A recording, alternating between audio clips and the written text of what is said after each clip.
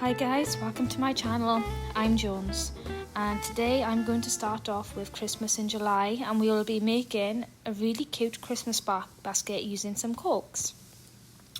I'm all about recycling and using recycled materials when I do my crafts because things are expensive. So as you can see here, I'm just reusing some recycled foam from, I believe it was like an old furniture box that they came packed in, and some recycled corks to make this project. So you're just going to cut out a circle with recycled foam or cardboard or wood or whatever you have on hand. My circle was about 10.5 inches in diameter. And then you're going to collect some corks. I did use a lot of corks because of the size of my circle. But then you're just going to glue them around your circle like so until they're all attached to the base and to each other. You are also then going to do this twice, so you have 2 layers like so. And then this is going to act as the edge of your basket. So you can go taller, but I just wanted to use mine as like a remote basket or like to put sweets in at Christmas. So I'm leaving my depth like that. Next up, I just got an old pair of pyjama trousers that I was going to bin in, and I've used this to do the internal layer of my basket. So I'm just going around measuring it roughly to size. It's not perfect. That's the point of crafts. Like, it doesn't have to be perfect. And I'm just going around and gluing that in. I'm cutting off any excess edges and I am ripping them to give that frayed look because I don't want it to have a perfect look. I want it to be like rustic. So as you can see, there's like little frayed bits there and I'm not going to touch them. I just made sure everything was glued down nice and strong.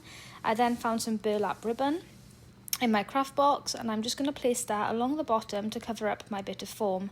If you use cardboard for the base, obviously you're not going to need such a wide bit of burlap to cover it, but it would look cute taking it halfway up the corks. If I do it again, I probably would use cardboard and use the same amount of ribbon and take it halfway up the corks to give it a different look.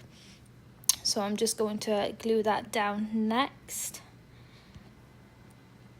I think also whatever fabric you use inside the bowl would look really cute on this bit.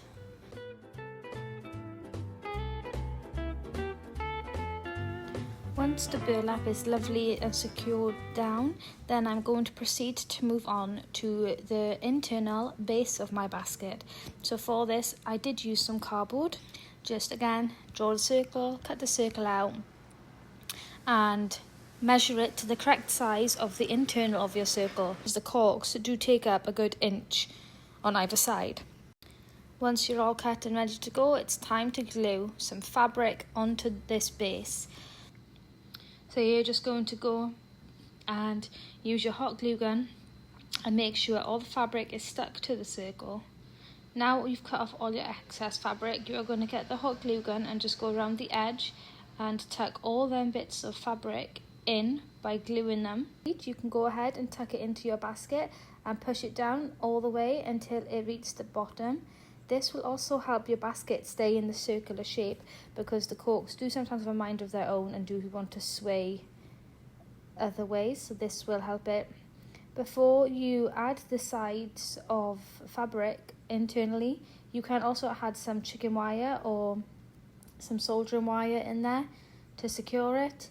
I did go back and just secure some of my things that I'd missed with a glue gun and stick them all together. Just to make sure it was nice and sturdy.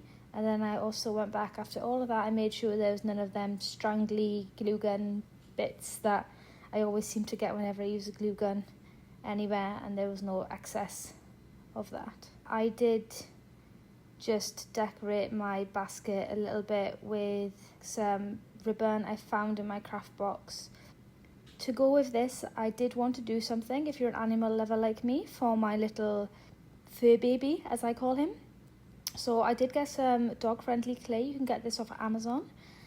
And I just rolled it out, so it was roughly 1/2 inch thick. From there, I did try to get my dog to stand on it, but instead he just nose-bobbed it.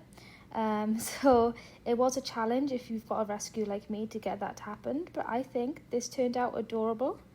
and it's now just sitting in my living room. So thanks for watching, guys. If you liked, please subscribe and follow along.